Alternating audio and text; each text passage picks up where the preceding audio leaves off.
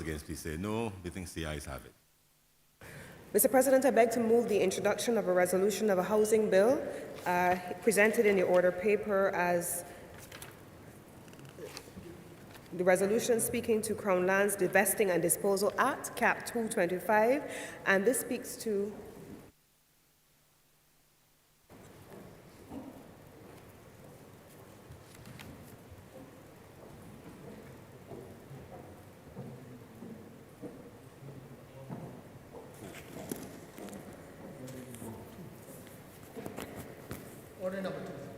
Order number two.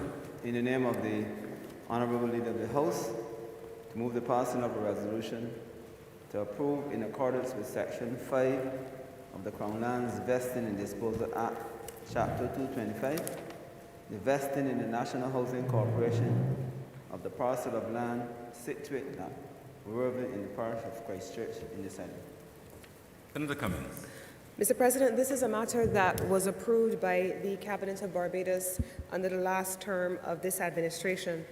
With the calling of a general election in January of 2022, the matter, however, did not find its way through Parliament, and on that basis, it went to Cabinet for ratification, and it is now being presented in Parliament. Mr. President, it speaks to an area of 18,909.5 square meters of land situated at Worthing, Christchurch, and the vesting of this land in the National Housing Corporation.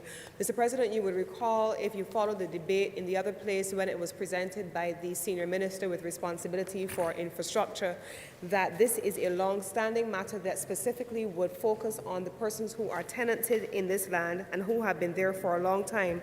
There are a number of residents who live in this area, Worthing in Christchurch, Mr. President, who need to be able to benefit from the security of tenure that this leasing would allow for them to have access to. It would also allow for us to terminate, under the new arrangement, Mr. President, unauthorized and non-compliant users who are working on the land. In addition, Mr. President, to making plots of land available potentially to new tenants. The Minister with responsibility for housing is of the view that this is an important initiative and that there also has to be a rationalization of the open market rates associated with the tenanting of this land situated at Worthing, and it is on this basis, Mr. President, I beg to move that this resolution do now pass. Thank you, Senator Cummins. Speakers on the matter? Okay, the question is that this resolution... Sorry, Senator Thompson. Her Honor, Senator Thompson. Thank you very much, Mr. President. I just really want to make a few brief remarks on this matter and on tangential matters relative to compulsory acquisitions by the Crown. I was particularly mollified when I heard the leader of government business indicate that the rentals accruing from this acquisition would be at commercial rates. I remember in a previous Barbados Labour Party administration, when I carried the portfolio of housing, that I discovered that large tracts of land at Worthing in Christchurch, a lot of it prime commercial land on the beachfront, is actually being rented to people who are carrying on commercial activities, but government has never sought to put in place a commercial value for the rents that otherwise would attract substantial rental income and revenues for the taxpayers and for the people of Barbados. Insofar as we are seeking to regularize that kind of situation, then I would wish to laud the government, because while I imagine that some of the persons impacted by the properties and the changes of status in that area will complain that the increases in rent might be high, the reality is that they have never paid a commercial rate. And it speaks really to the whole issue of the extent to which government puts premium value on its property, how it uses physical and infrastructural space for the benefit of the population, and the extent to which private sector developers using the same space are able to maximize the benefits for the wider public when government appears not to be in a position to do so.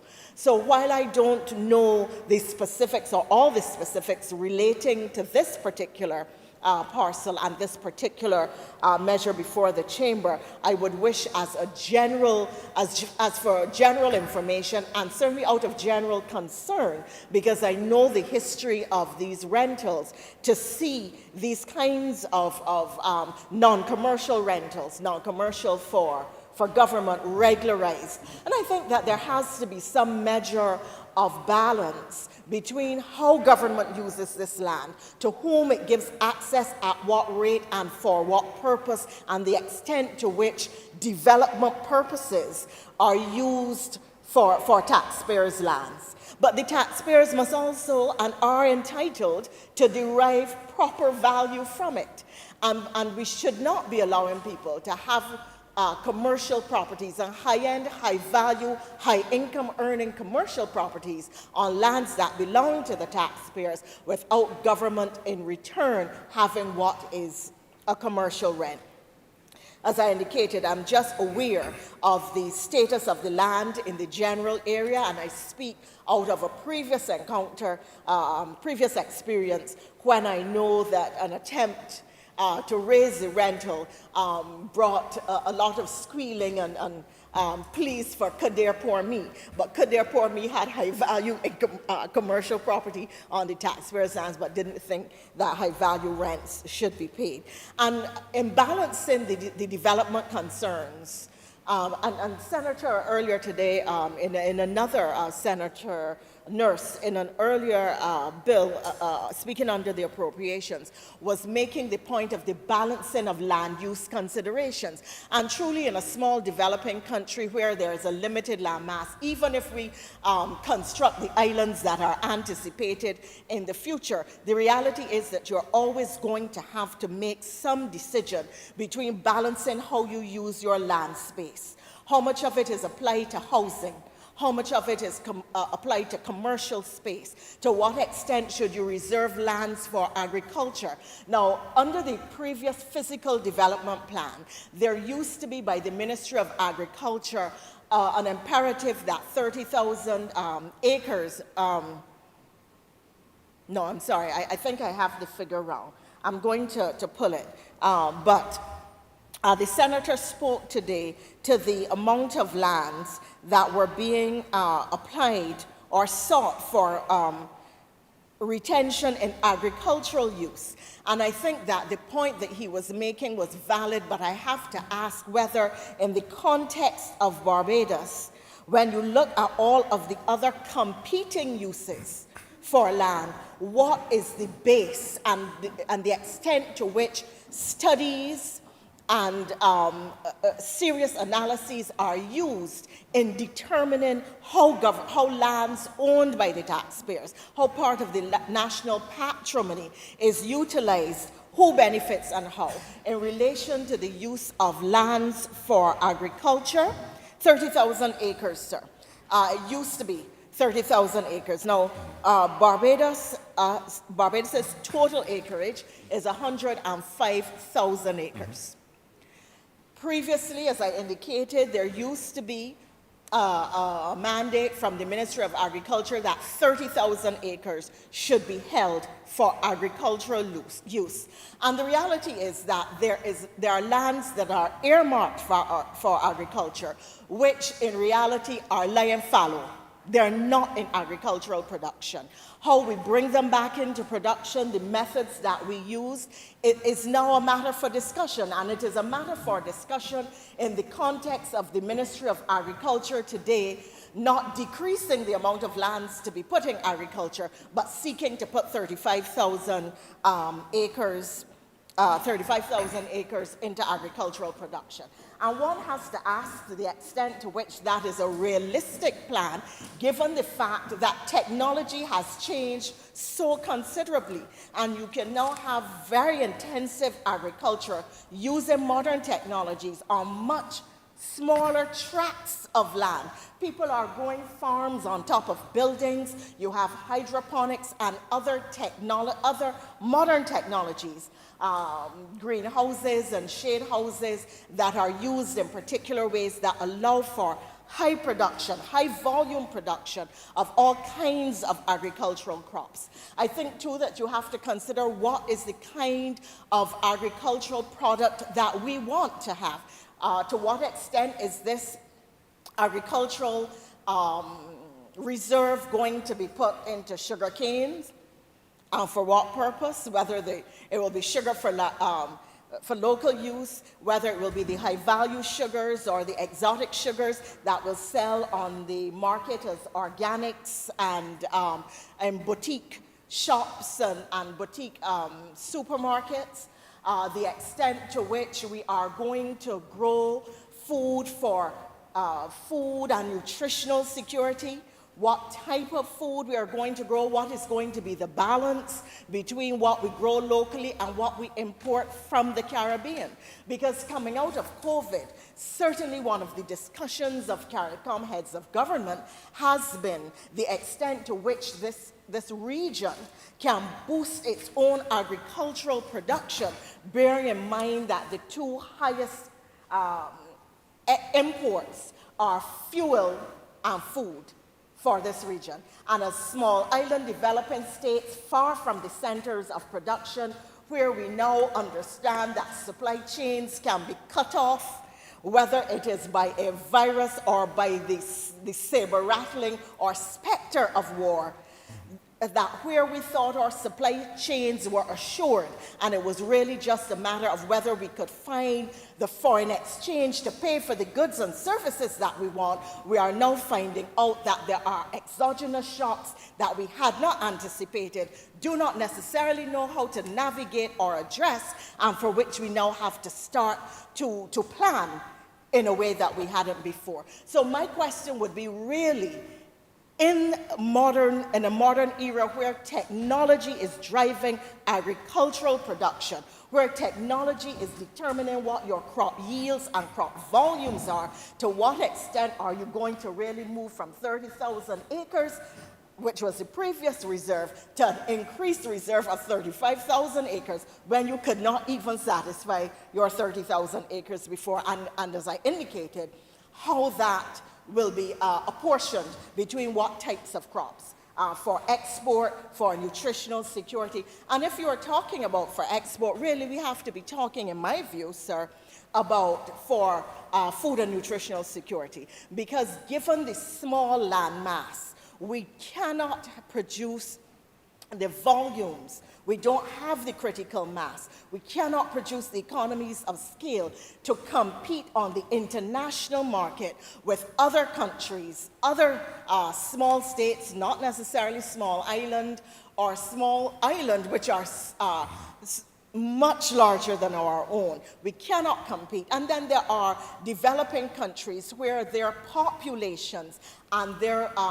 GDPs are not at the level that ours are at, and therefore they can produce crops. Not only do they have larger land masses, but the cost of labor is so much lower that they can mass produce the kind of crop and develop critical mass and be more competitive in the marketplace than we can be. So there needs to be a very clear analysis of where our competitive advantage lies, what it lies in, and therefore what we pursue as we pursue a land management and land development policy. Housing will continue to be a substantial and significant demand. In fact, the IDB has made the point that in terms of development, if you consider what the avenues of development are, and you look at the development needs of the population, that in the Caribbean, housing is the significant unmet need. The Prime Minister and other members of the government have spoken to the extent of which there is a 25,000 person waiting list on the national housing list of applicants. When I was housing minister, the list was at 17,000. So you can see how it has grown and is growing exponentially. But that is a challenge which exists not only in Barbados, but in every Caribbean country. And therefore, where you have small land masses, competing interests for land use, you're always going to have these tensions between the public demand for housing and what type of housing and what you put into agricultural or other production and use. What you do on your beachfront, should you have beachfront hotels which rise for several stories into the air and perhaps block the view and block the windows to the sea. So these are debates and conversations that we need to have at the national level. There is another point that I would wish to make. I'm not too sure how long I've been speaking, sir. Give a frustrated politician a microphone and You've been speaking 15 minutes. Yes, thank you. Much obliged to you, sir.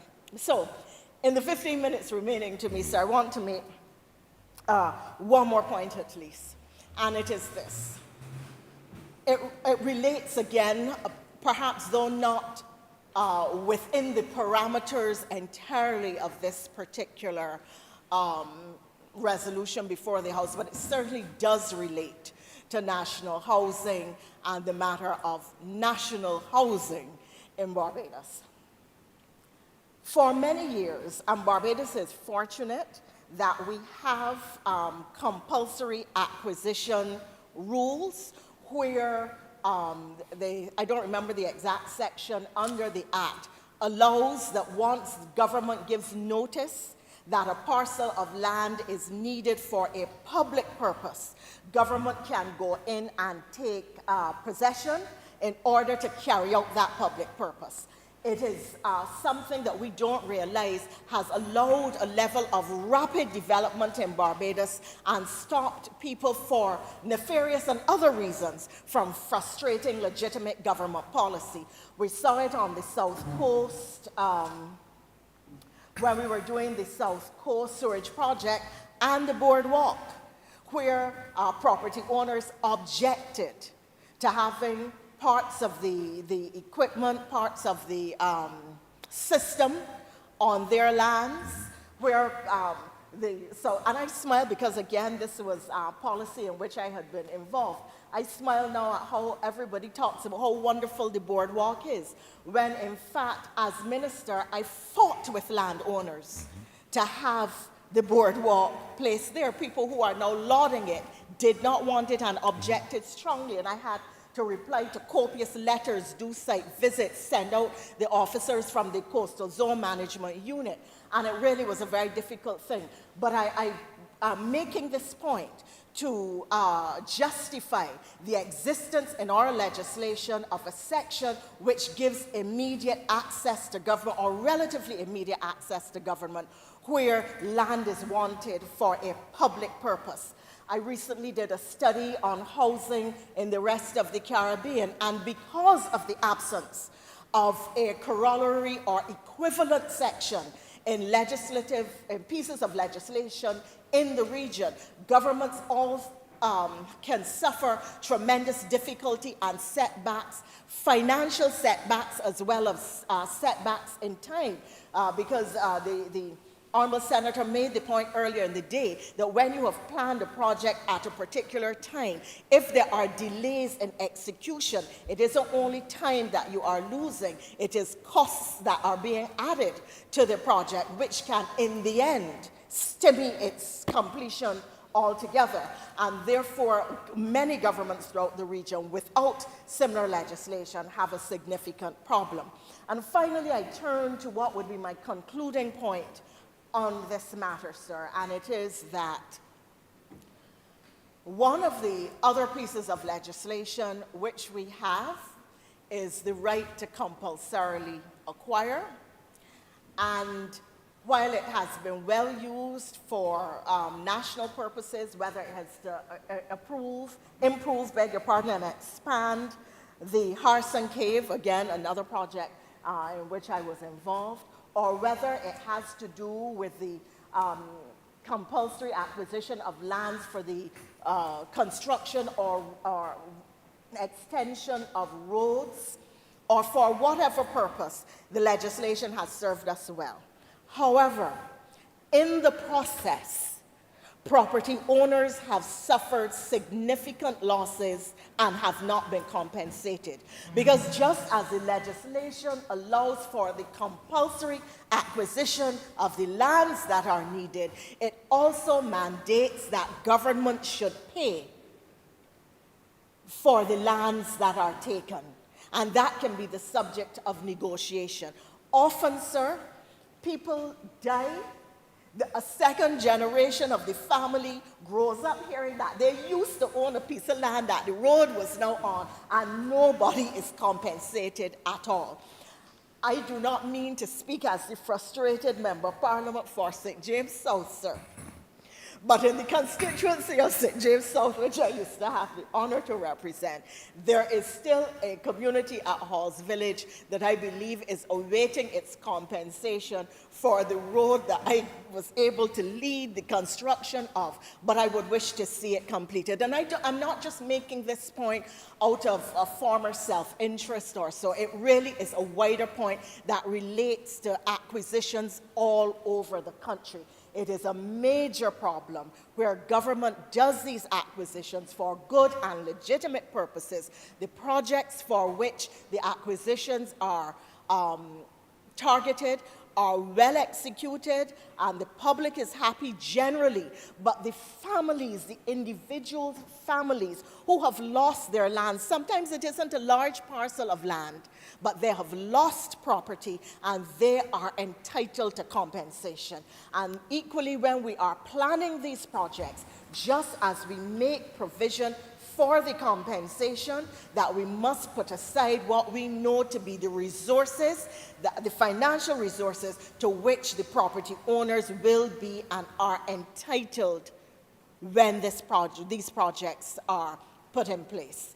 I believe that that is a chord that will find resonance with people all over Barbados, from the south to the north of Barbados and east to west. And I can only urge that as we speak about a new paradigm in the way government does business and in the execution of public policy and the way our civil servants are supposed to work, our public service is supposed to work, and the way government will do what is right as between the citizen and the polity, then I would urge, sir, that really this is an area of much and long-standing complaint and really of some distress, because families who are without substantial financial means could really do with a little berry, and therefore government should give it to them as it is our responsibility to do. Sir, I believe that I have taken my full time, and therefore I will close on that note. I am much obliged to you. Thank you very much, Senator Thompson. Senator Cummings. Senator Cummings. Mr. President, I beg to move that this resolution do now pass. The question is that this resolution do not pass. Honourable senators in favour, please say aye. Those against, please say no. We think the ayes have it. This resolution is now passed. Order number 6, sir. In the name of the Honourable Leader of the House, to move the second reading of the Road Traffic Amendment Bill 2022. Senator Cummings. Thank you, Mr. President. This bill before the House is, in principle, a simple matter. The Road Traffic Amendment Act being proposed for amendment, Mr. President, is meant to take into account the new requirements for the development of new forms of identification in Barbados. As the legislation, Mr. President, is now drafted, it requires, and I quote from Section 74 of the relevant Act, Cap 295, it speaks to the provision, or rather the production of a driving license or identification card under very specific circumstances, Mr. President. And those circumstances include, for example, if you are stopped along the roadways by a police officer or a transportation official and you are required to present a form of identification.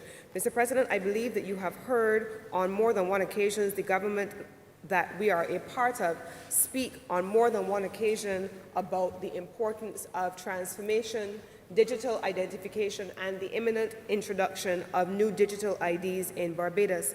Mr. President, one of the platforms, one of the key planks of this new digital ID is going to be the integration of and inclusion in a single place a number of forms of identification, including the existing cards that we currently hold with regard, in this instance, to identification cards and our driver's licenses.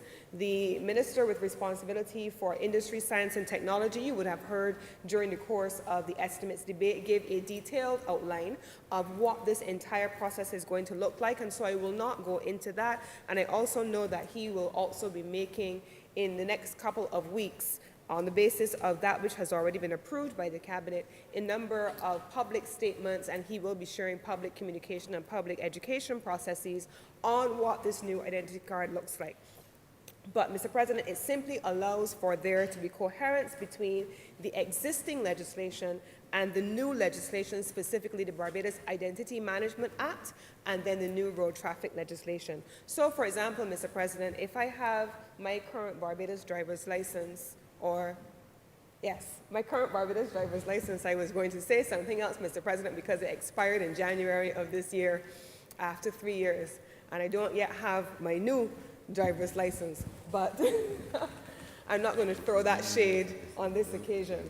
But the new identity card, Mr. President, would remove the need for me to have a new driver's license, a new identification card with the blue background that we already have, and it would integrate that into a single digital format that can be used to pull our driver's license information.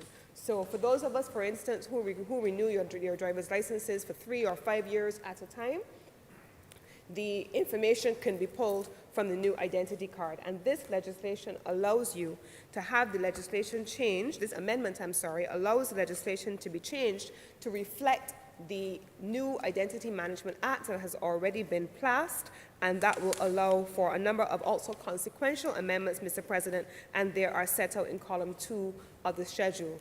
And these, Mr. President, will be some of the transformational initiatives that you will see emerging, certainly in the area of science and technology. As we make transformations, Mr. President, in the way in which we do business, there are going to be amendments associated with the antiquated legislation in some instances that would have predated these kinds of transformational initiatives, and as a result, we will be required to bring those amendments to this place to have them passed through Parliament.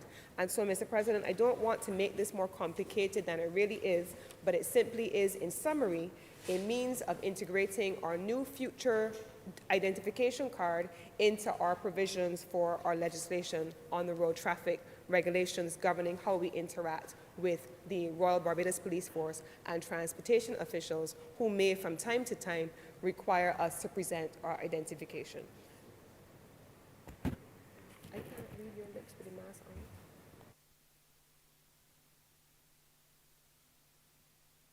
on. I'm being reminded, Mr. President, that it is the Barbados Police Service, and that is correct. I think most of us are getting used to making these new terms now post our new republic. So, Mr. President, this is the matter for the consideration of the Honourable the Senate, and I beg to move that this bill be now read a second time. Speakers, the question is that this bill be read a second time. Honourable senators in favour, please say aye. Those against, please say no. The next the ayes have it. Mr. President, I beg to move that Your Honour do not leave the chair and this Senate dissolves itself into a committee of the whole. The question is that I do not leave the chair. The Honourable Senate resolve itself in the committee for further consideration of this bill. Honourable senators in favour, please say aye. Those against, please say no. Methinks the ayes have it.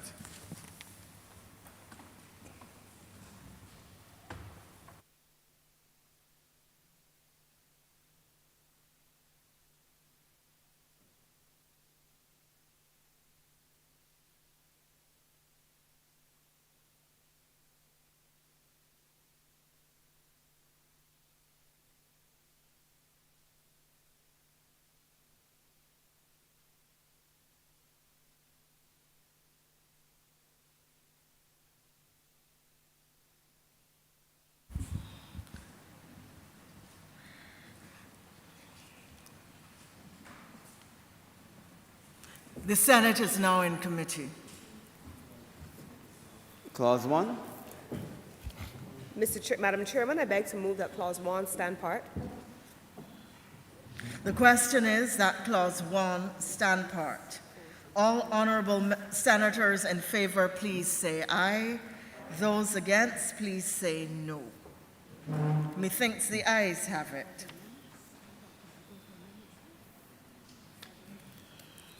Clause 2.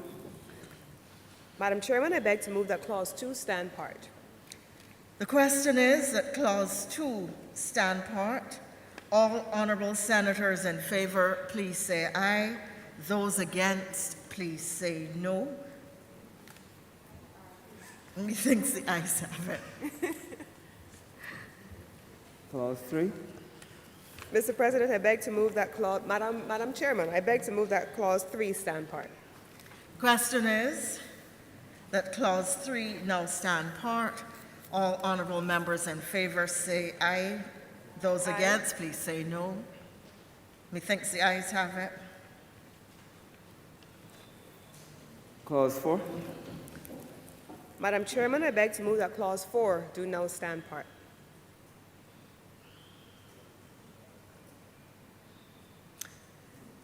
The question is that Clause 4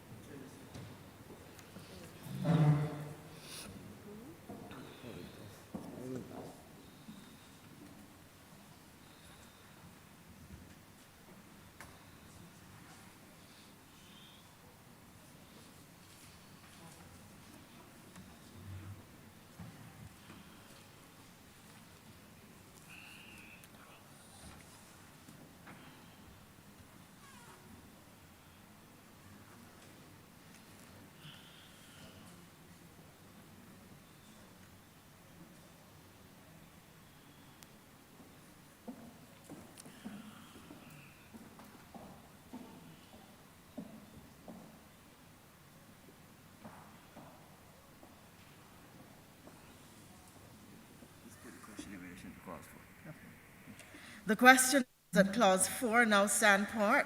All honourable senators in favour, please say aye. Those against, please say no. Methinks the ayes have it. Schedule. Madam Chairman, I beg to move that the schedule be the schedule to the bill. The question is that the schedule be the schedule to the bill. All honourable senators in favour, please say aye. Those against, please say no. Methinks the ayes have it.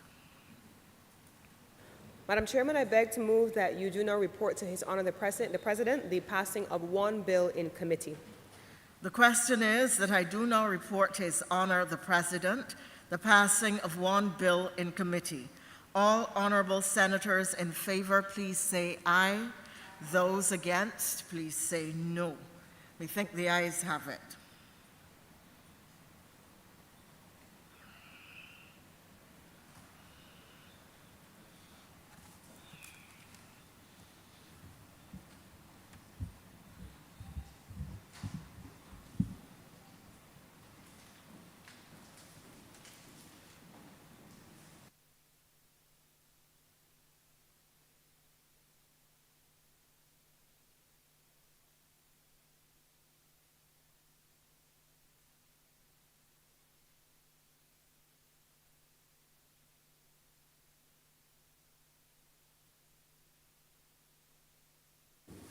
The chairman has reported to me the passing of one bill in committee.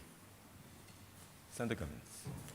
Mr. President, I beg to move the reading of the bill a third time. The question is that this bill be read a third time. Honourable senators in favour, please say aye. Those against, please say no. Methinks the ayes have it. Mr. President, I beg to move that this bill do now pass and be cited as the Road Traffic Act, Cap 295, Sorry. as amended. No, it's amendment. Road traffic.